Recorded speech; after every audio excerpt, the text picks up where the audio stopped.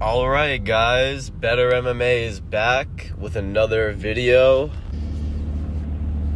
Here this morning, driving on our way to work. But just want to get right into it. Is Sean O'Malley's lack of skills on the microphone. And for somebody who wants to be like Conor McGregor, and has said time and time again how he dreams of being that level of superstar. What made, if you ask me, it was Conor's way of speaking and presenting himself, which made him the star that he is. Of course, that was in combination with his fighting style and getting all of these knockouts. Sean O'Malley came out in this really weird, it looked like it was like $5 he bought from Party City or something, some like weird piñata costume. Legitimately, that's what it looked like. And it's ironic because he tried calling a Chito a piñata later in the press conference. So it's got me thinking, like, wait, humiliation ritual? Because it's just like, dude, you're making fun of yourself at that point. It's just, and not only did his setup for the joke was it already just weak, but he says Chito's a piñata, Peter Yan is going to go to bare knuckle boxing off another loss, and Merab's face is more crooked than Joe Biden. It's just weird because how all over the place what he's saying is, like, all of a sudden, are you political now, bro? Like, since when are you Mr. Political, Mr. Let's Go Brandon? So it's really, it's like we're watching just Sean grasp for straws at these press conferences, and it's the major preventative factor from him becoming any sort of substantial star. So if we ever do see Sean O'Malley getting like Conor McGregor level money in the near future, and it's not based off of or like not just his fight performances, but the money he draws in from his fights, I don't even know what to call the aesthetic he comes out with like the shades all across his face. He kind of looks like a robot, like from the future or something like that. And then he's got this weird, like, frilly pom-pom looking thing. It looks like he looks like a big ass pom-pom. And it's just really weird having to try and hear this guy sound tough or like talk about knocking a dude out. And it really makes you want to root for Chito at the end of the day. And maybe that's what his, like, maybe if he's like playing 4D chess with everybody, and that's what his goal is, he wants to be cringe so then people will want to see him lose, kind of like a Gorgeous George thing, like make him want to see you lose. But I think that's just so, I don't know, I feel like you gotta have a better reason to want to see somebody get knocked out. Like, Israel Adesanya was genuinely annoying. Like, like whether you liked Israel as a champion or not, you could recognize that he was just annoying all the time, like, with all the dumb. But I think after Frozen Like Elsa, everybody was like, alright, this kid's gotta shut up. You know what I mean? After Israel Adesanya said Frozen Like Elsa, it was like that one kid in the back of the class who's been, cracking up the whole class for the whole day. And the teacher's kind of been like letting it slide, because he's like saying some really funny stuff and it's getting everybody laughing. And then it's just like after one of those, it's like, all right, man, shut up now. Shut up. Sean O'Malley, he's just not got the gift of gab, as you could say. You know, he might have that Irish blood in him technically, but he's not, you know, he's not got that. I mean, he's a stoner boy from Arizona. Like, that's who Sean O'Malley is. Like, he's not going to be the quickest on the mic. He doesn't really carry that stoic demeanor you want to see out of a champion. Because at the end of the day, it's like, we called Israel Adesanya annoying for, like, saying all this, like, cringy one-liner stuff. It was cringy, right? But it was genuinely Israel Adesanya. Stop trying to think about these cringy one-liners and just be genuine. And they'll say, oh, that doesn't sell the pay-per-view. No, it does sell the pay-per-view. Because people like you when you're genuine much more than when you're being fake. And you're in the business of people caring about you. Yeah, you're in the business of getting people to pay a pay-per-view, but they're not going to pay pay-per-view if they don't care about you.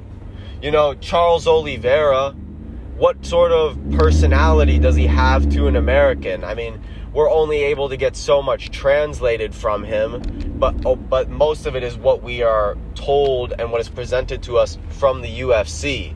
And people are able to care about these guys like Charles Oliveira, Alex Pereira, Leon Edwards. These guys have much more star power than a Sean O'Malley. Another thing that is to Sean O'Malley's detriment is that so much of his fan base is young kids online. And I think that is what is so intriguing to him as a champion, to the UFC from a business perspective. But what that also means is that not necessarily all of those fans are going to be paying a pay-per-view. Just to, like, overview at the press conference, major flop from Sean O'Malley. He is not the star that Conor McGregor is. He'll never be that guy. He does not have that same level of speaking, and he's not that type of fighter either. Sean O'Malley is a volume guy. At the end of the day, at the highest levels, Sean O'Malley, his best strengths will be his volume and his over 5 rounds. He's not a knockout artist, a one-round knockout artist in the same way that Conor McGregor is, and that's mainly due to physical limitations. If you look at Conor McGregor's shoulders and arms, in proportion to the rest of his body, he has, you could almost say they're overdeveloped arms. And I'm not saying that's a bad thing. I think from an aesthetic perspective, as a guy, it looks very cool. And I think a lot of guys go for that look. But if you notice Sean O'Malley, proportionally, his arms are much thinner and more proportioned to his thin frame. And after the way Sean was acting at the press conference, I would almost want to root for Chito at this point. You know, just seeing him up there with Song Yadong on the press conference table, it really got me thinking back to when they fought. And I wasn't a Chito. That fight, I would say, made me a Chito fan because I remember watching it and thinking that Chito had won the fight. And I'm sure it was one of the more controversial decisions of that year. Yeah, it's great to see Chito getting his flowers finally. And he really deserves it. I'm glad to see Chito getting his money, and I hope it continues for him in his career because he does put on great fights for us. I don't think we're going to see Sean O'Malley get knocked out. Because this is the thing, guys, with the first fight and everything being in context, so you have to think about, like, in terms of probabilities of what has happened in the past in MMA, and you think about in terms of just statistical probabilities, right? If Chito Vera was to knock out or finish or even beat by decision Sean O'Malley, beat him in whatever form of fashion, that would mean that Sean O'Malley, who is an undefeated fighter, other than Chito Vera, would lose to this same guy for a second time, after the first time already being a rare finish due to a rare injury. So the probabilities of this happening, not even in a sense of, is Chito Vera good enough or bad enough, or is Sean good enough or bad enough to win or lose this fight, but just in the terms of probability, I don't see Chito Vera getting the win here. In terms of, like, do I think that coin is going to flip heads or tails? I think it's already flipped tails one more time than we already thought it would. So I think it's going to turn heads, and I think we're going to see Sean O'Malley come through with the win on Saturday night. I think that Sean O'Malley has a few ways to finish this fight. I do think that he can catch Chito Vera in the first round, because Chito Vera is a slow starter, and that is nothing bad with Chito's game. It's just that he likes to counter, he likes to exchange, and he likes to trade, and he likes to, as they say, take in information and take pictures, and he's a very patient fighter. Because he is patient and because he likes to trade, Sean O'Malley is a very, very uniquely fast fighter who moves in and out a lot. And so when you have somebody who's looking to wait on your shot or your feint or your foot positioning for them to throw their shot, if you are able to avoid that counter and then reply with your own counter, that can be, as they say, the shot that you don't see coming. And that can lead to a knockout. And I think that there's a great possibility that Sean O'Malley can do that within the first 2 rounds.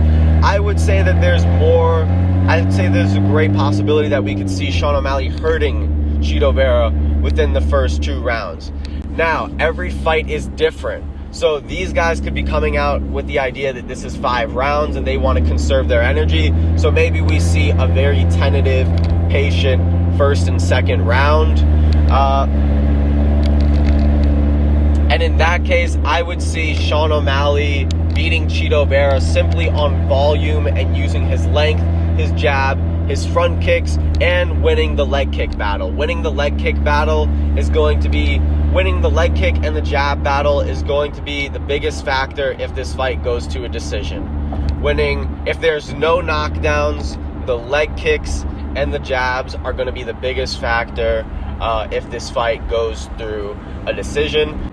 I can see Chito Vera hurting Sean O'Malley. Absolutely. Sean is not the most durable guy. I think Sean legitimately needs to go through a neck strengthening training camp because his neck is like a giraffe's. And that just gives you a lot of worries as a championship fighter. So if Sean O'Malley gets knocked out, would I be surprised? Absolutely. Because I would think that Sean O'Malley would have the technical acumen to keep himself out of danger in this fight. I don't think Chito Vera is going to throw something at him that Sean shouldn't be anticipating. Let's say Chito clips Sean with a really, really clean check left hook, or a really clean left hook in general. I think Chito has a great left hook, and that would most likely be the shot. The left hook, or maybe a straight right, they could get Sean possibly on wobbly legs. We're talking about in the 3rd, 4th, and 5th round, though. Okay? That's not happening in the first 2 rounds in a Chito Vera fight. He's not going to come out there like Sean Strickland looking to pressure with footwork and throw that 1-2 off of the pipe. Okay? Sean O'Malley isn't going to be standing on the back of the cage like Israel Adesanya, because Sean O'Malley does not fight like that. What does Sean O'Malley do when he gets his back to near the cage? Most of the time he puts his feet parallel to the back of the cage.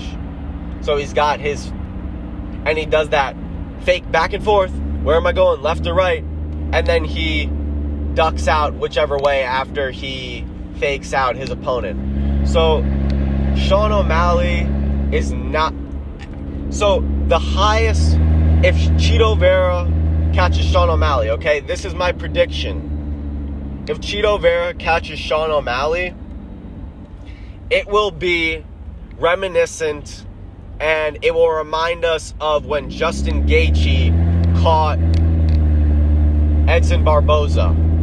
It will be when Sean O'Malley is trying to fake left and right. He will try and exit to Sean's right side. He will try and exit to his right side. Chito Vera will close the distance, throw that left hook, sort of like a leaping left hook, and he will catch Sean O'Malley on the chin. That is the only possible way I see Sean O'Malley getting caught in this fight. Either that, or if Chito can somehow get him in a clinch, sort of like a Mirsad Bektik, Darren Elkins situation. If he can clinch Sean, ride him on the fence, and then as Sean is trying to get his way back to his feet, he is going to throw that head kick, and he will knock out Sean O'Malley with that head kick. Those are the only two real scenarios where I could see Sean O'Malley getting hurt in this fight. Is he going to eat jabs from Chito Vera? Yes.